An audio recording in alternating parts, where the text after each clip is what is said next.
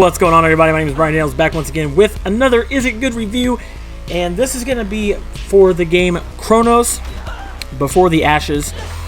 This was just released on December the 1st for Windows, PlayStation 4, Nintendo Switch, Xbox, and Stadia. Chronos Before the Ashes is a prequel to the game Remnant from the Ashes. Both games have a very similar Dark Souls-esque type gameplay, and what's really weird about this game is I didn't even know this until recently. Chronos actually came out in 2016, and the game is developed by Gunfire Games, and it was originally made for the Oculus Rift, and was actually a VR game. But then it was very overhauled, and they ended up deciding to make it not a VR game, and then they ended up putting it out here for consoles. The game, as you can see, has you playing as a character with an unknown name, and what makes this game vastly different from the game that it is a prequel of is that every time you die, your character gets older by 1 year. Now, this will have an impact every 10 years you get older, and you start out as a teenager, and you basically get you grow old, and as you get older, some of your stats can increase, while some of your other stats will decrease. As you can see here, you can level up your weapons much in the same way as the Dark Souls games. The game plays just like a Dark Souls game, and it definitely has the look and feel of a Dark Souls game. As you can see here, you'll have enemies that'll ambush you, enemies of different shapes and sizes. You do get the opportunity to use a shield. There are other weapons to pick up in this game, but I do want to say that this is more like a Dark Souls light. And the reason why I'm saying it's a Dark Souls light is because the game is it does have some really good puzzles, but it also isn't a game you're gonna really find yourself getting too lost in. And what I mean by that is the paths are pretty straightforward. The game itself is really cheap. It's, I believe, only like $29.99, and it does have some really good amount of story and lore in it. The boss battles can be pretty challenging, but what makes this significantly different from any Dark Souls game is that you can choose your level of difficulty. So you can play on easy, you can play on normal, you can play on hard. And it does give you the opportunity to, if you're experienced in Dark Souls type games, you can play this on a harder difficulty and get that more challenging game. Now, once again, the challenge does come from the fact that every time you die, you do increase in age. And as you get older, like I said, your stats will either go up or down based on your age.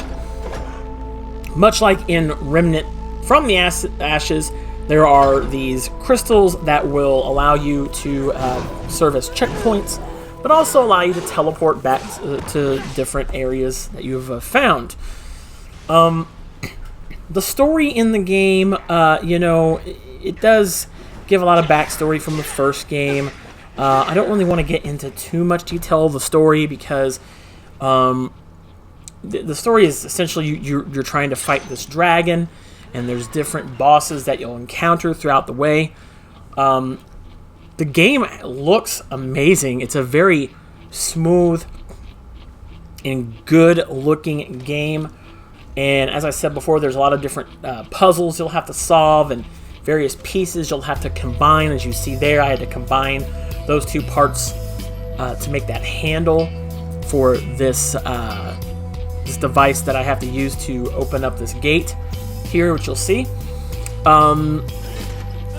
There is no lack of puzzles in this game, I'll tell you that right now.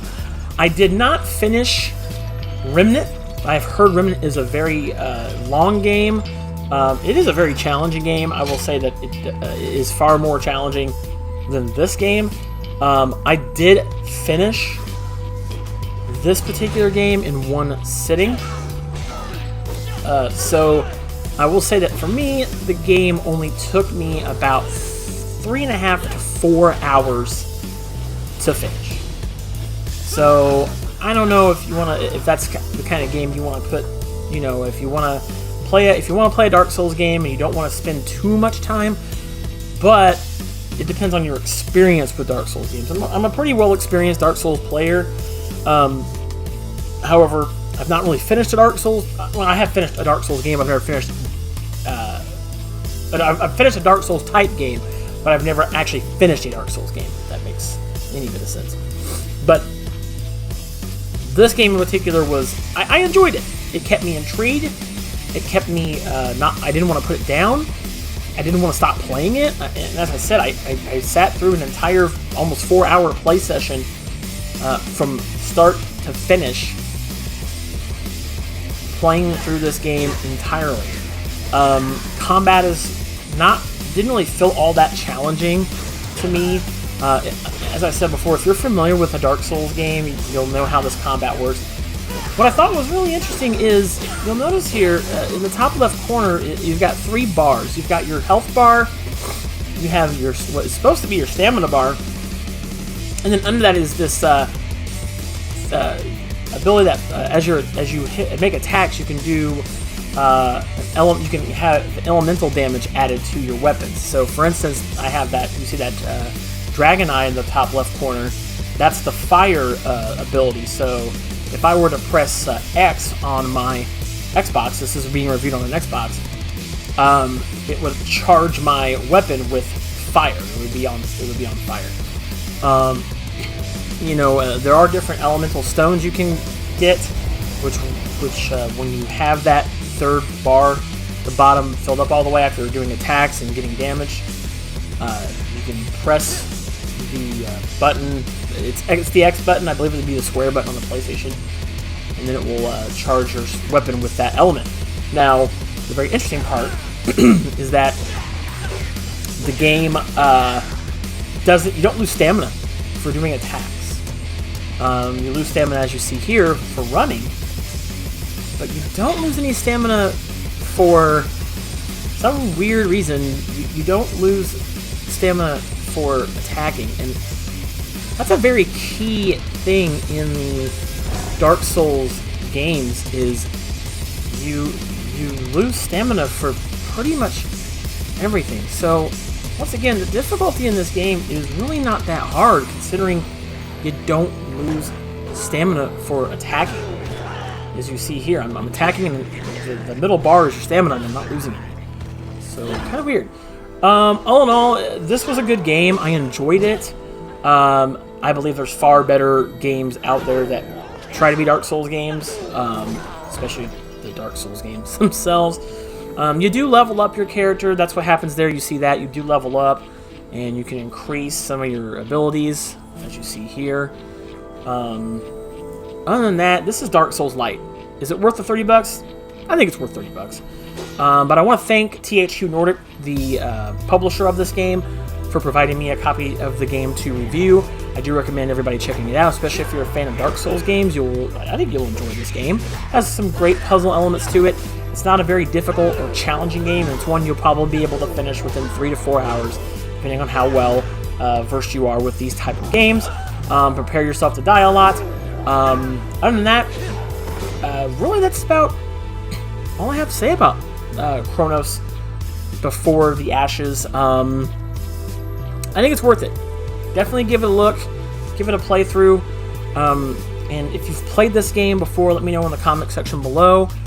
Thank you guys so very much for watching my reviews, and if you like what you watched, hit that subscribe button, and let me know in the comment section below if you liked this game. Other than that, thank you guys so much for watching this review.